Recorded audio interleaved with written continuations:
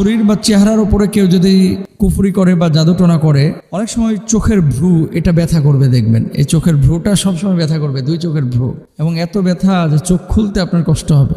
2 নম্বর, চেহারার হঠাৎ করে অ্যালার্জির মতো দলা বেঁধে যাওয়া বা রক্ত জমে থাকার মতো লালচে ছোট ছোট ঘামাচির মতো বিভিন্ন জিনিস চেহারার মধ্যে ভেসে উঠবে। অ্যালার্জির মতো দলা বেঁধে যাওয়া বা রক্ত জমে থাকার মতো লালচে ছোপ ছোপ হয়ে আপনার চেহারার মধ্যে, বডির মধ্যে উঠে যাবে। 3 নম্বর, মুখ এবং শরীরে বিশেষ করে শোভনীয় জায়গাগুলিতে পিম্পল উঠবে। ওই যে কি বলে এটারে, ব্রণ টাইপের ছোট ছোট ক্ষুদ্র ফুলে এরকম আপনার পিম্পল উঠবে। মুখের মেস্তা এবং চামড়ার নিচে কালো তিলের মতো দাগ উপস্থিত, যা মেডিসিন বা প্রসাধনী ব্যবহারেও যায় না।